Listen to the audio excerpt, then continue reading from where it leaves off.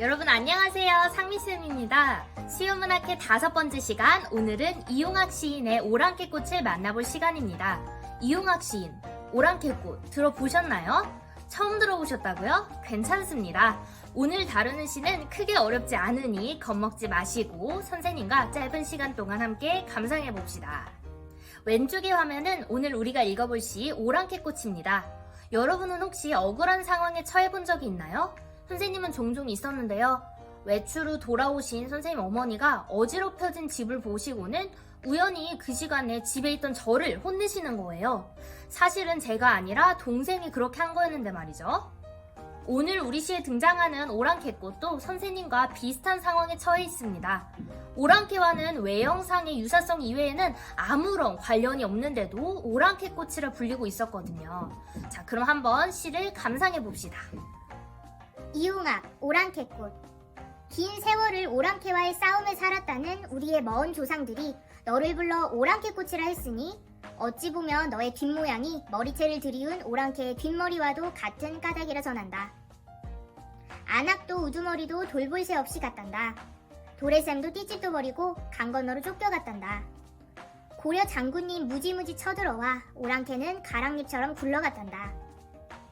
구름이 모여 골짝골짝을 구름이 흘러 백년이 몇백 년이 뒤를 이어 흘러갔나. 너는 오랑캐의 피 한 방울 받지 않았건만 오랑캐꽃. 너는 돌감아도 털매투리도 모르는 오랑캐꽃. 두 팔로 햇빛을 막아줄게. 울어보렴 목 놓아 우러나보렴 오랑캐꽃. 시를 읽고 나니 다른 시와는 달리 이 시에만 등장하는 우리가 시에서 흔히 보기 어려운 어떤 특별한 부분이 있었습니다. 네, 바로 글씨체도 조금 달라 한눈에 찾을 수 있던 바로 이 앞부분입니다. 다른 시와는 달리 이 시에는 1년이 시작되기 전에 프롤로그 형식의 서두가 있습니다.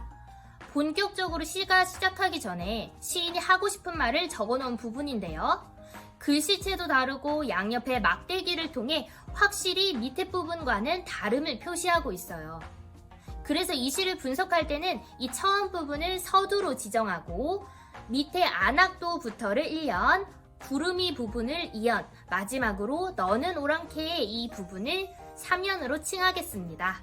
그럼 서두부터 함께 다시 읽어보며 시 내용을 해석해 보겠습니다. 긴 세월을 오랑캐와의 싸움에 살았다는 우리의 먼 조상들이 너를 불러 오랑캐꽃이라 했으니 어찌 보면 너의 뒷모양이 머리채를 들이운 오랑캐의 뒷머리와도 같은 까닭이라 전한다. 지금 보니 어떤 한 꽃이 오랑캐꽃이라고 불리고 있는데 오랑캐와 관련이 있어서 그렇게 불리기보다 단순히 뒷모습이 오랑캐의 뒷모습과 닮아서 오랑캐꽃이라 불리고 있네요. 선생님이라면 단순히 겉모습이 닮아서 오랑캐꽃이라고 불리면 기분이 참 나쁠 것 같아요. 오랑캐라는 말 자체가 여진족을 낮잡아 이르는 말이기도 했고 관련이 없는데 별명을 붙여서 부르는 거니까요. 실제로 이 오랑캐꽃은 제비꽃이라는 정식 명칭이 있는 꽃입니다. 이렇게 화자는 꽃의 생김새와 관련한 유래담을 소개하며 이 시를 시작하고 있습니다. 그럼 1년으로 넘어가겠습니다. 안악도 우두머리도 돌볼 새 없이 갔단다. 도래샘도 띠집도 버리고 강 건너로 쫓겨갔단다. 고려 장군님 무지무지 쳐들어와 오랑캐는 가랑잎처럼 굴러갔단다. 갑자기 시에 고려가 등장하고 있습니다. 발표 시기를 보면 일제강점기에 쓰여진 작품인데 고려시대를 언급하고 있어요. 왜 그럴까요? 네, 바로 위에서 언급한 오랑캐를 고려와 연관지어 생각해보길 원하기 때문이에요. 고려시대의 오랑캐로 불리던 여진족들이 고려 장군에 의해 쫓겨났었거든요. 이 역사적 사실에서 우리에게 오랑캐라는 말은 마치 야만인과 같다는 뜻을 지니고 있습니다. 그래서 겉모습만으로 억울하게 오랑캐꽃이라고 불리면 참 서러울 것 같죠? 도래샘, 띠집 다 정확히 무엇을 가리키는지는 모르겠지만 누구를 돌볼 새도 없이 무언가를 챙길 새도 없이 다 버리고 쫓겨난 오랑캐의 이야기가 1년에 들어있었습니다. 그럼 2연으로 가겠습니다. 구름이 모여 골짝골짝을 구름이 흘러 백년이 몇백 년이 뒤를 이어 흘러갔나. 2연에서는 구름의 이동을 통해 몇백 년에 걸친 시간의 흐름을 보여주고 있습니다. 구름이 모이고 흐르고 흘러서 백년이 몇백 년이 뒤를 이어 흘러갔다고 하고 있어요. 그리고 바로 이 몇백 년이라는 시간의 흐름이 시의 소재로 삼은 고려시대 오랑캐꽃의 상황과 실제 시의 배경이 되는 시기인 일제강점기를 연결하는 역할을 하고 있어요. 아직까지의 내용으로는 일제강점기와 연결지을 만한 부분이 없었는데요. 바로 그 지점은 3년에 등장하고 있습니다. 3년으로 가서 마저 살펴봅시다. 너는 오랑캐의 피 한 방울 받지 않았건만 오랑캐꽃. 너는 돌감아도 털 메투리도 모르는 오랑캐꽃. 두 팔로 햇빛을 막아줄게 울어보렴 목 놓아 우러나 보렴 오랑캐꽃. 3년의 1행부터 3행까지는 서두의 오랑캐꽃 이름의 유래와 연결하여 억울한 상황에 놓인 오랑캐꽃을 드러내고 있습니다.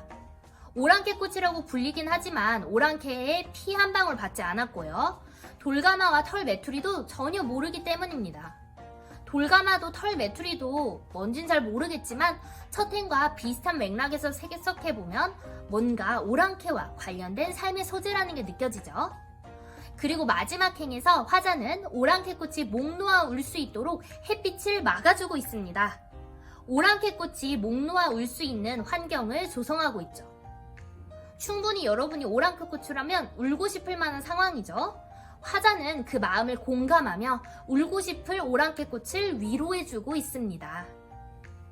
하지만 여러분, 과연 시인은 정말 오랑캐꽃을 위로하고 싶어서 이 시를 썼을까요? 오랑캐꽃이 이렇게 억울했겠구나 이해하는 데서 그치길 바라며 이 시를 마무리 지었을까요? 선생님은 아니라고 생각합니다. 더 깊이 있는 이해를 우리 독자들의 몫으로 시인은 남겨놓고 있습니다. 이 시가 나온 시대적 배경을 반영해서 한번 생각을 해봅시다. 이 시는 일제강점기에 나온 시입니다. 그렇다면 이 시를 읽을 대부분의 독자들은 일제강점 치하에서 고통을 받았던 우리 민족들이겠죠. 네, 바로 이 시에서는 억울한 상황에 놓인 오랑캐꽃을 통해 일제강점기에 억울하게 고향을 떠나야만 했던 우리 민족의 모습을 연상하도록 하고 있습니다. 오랑캐꽃에 의탁해서 억울하게 핍박당하는 자의 서름과 소의 경험을 드러내면서 일제강점기 우리 민족의 슬픔과 연결하여 공감과 위로를 건네고 있습니다. 오랑캐의 외형상의 유사성 이외에는 아무런 관련이 없는데도 오랑캐꽃이라고 불리는 그 상황과 나라 잃은 백성으로 억울하게 고향을 떠나야만 했던 상황이 닮아 있는 것입니다. 그리고 마지막에 화자는 오랑캐꽃을 위로하고 있지만 사실은 일제강점기라는 비참한 상황에 놓인 우리 민족의 연민의 시선을 보내고 있는 것이죠. 이렇게 해서 이 시의 주제는 오랑캐꽃에서 떠올린 유이민, 다시 말해 한 지역에서 다른 지역으로 떠돌아다니며 사는 사람이라고 하죠. 이 유이민의 비참한 삶에 대한 연민이라고 정리할 수 있습니다. 이렇게 시에 대한 전반적인 해석을 마쳤고요. 이제 핵심 포인트 2가지로 시를 정리하겠습니다. 첫 번째 포인트, 바로 프롤로그 형식의 시상 전개 방식입니다. 다시 말해 서두에 주목하는 것입니다. 이 시를 처음에 딱 봤을 때 눈에 띄는 게 무엇이었나요? 네, 바로 서두 부분이었죠. 오랑캐꽃 이름의 유래담을 프롤로그의 형식으로 제시하여 역사적으로 오랑캐가 우리 민족과 어떤 관련이 있는지, 화자가 왜 오랑캐꽃을 보며 비애감을 느끼는지를 드러내고 있습니다. 이렇게 1년이 시작하기 전에 프롤로그 형식을 통해 시상전개 이전에 전제가 되는 정보를 독자에게 제공하여 시의 맥락을 파악하게 하려는 작가의 의도를 우리가 엿볼 수 있습니다. 두 번째 포인트, 이 시는 오랑캐꽃의 상징성을 생각하며 읽어야 합니다. 처음부터 끝까지 오랑캐꽃만 등장하지만 바로 이 오랑캐꽃을 통해 사실은 무엇을 이야기하고 싶었는지 발견할 수 있어야 합니다. 오랑캐꽃은 고려시대에는 고려 군사에 의해 삶의 터전을 잃고 쫓겨갔던 여진족의 비극적 삶을 연상하게 합니다. 하지만 그 이면에는 특별히 시대적 배경을 고려하면 일제의 탄압에 의해 생활의 터전을 잃어버린 채 유랑하는 우리 민족의 유이민으로서의 삶의 표상, 다시 말해 유이민으로서의 삶을 드러내고 있습니다. 마지막으로 시인에 대한 소개를 하며 마무리하려 합니다. 이용학 시인은 1914년부터 1971년까지 살았던 인물로 이른 나이에 아버지를 잃고 극심한 가난 속에서 성장했습니다. 그의 시는 주로 민족적이고 토속적인 정서를 바탕으로 우리 민족의 비극적 삶을 노래하고 있습니다. 대표작으로는 낡은 집, 그리움, 풀벌레 소리 가득 차 있었다 등이 있습니다. 기억해야 할 것은 민족적 그리고 토속적이었다는 거. 지금까지 이용학 시인의 오랑캐꽃에 대해 함께 살펴보았습니다. 다음에 또 만나요. 안녕.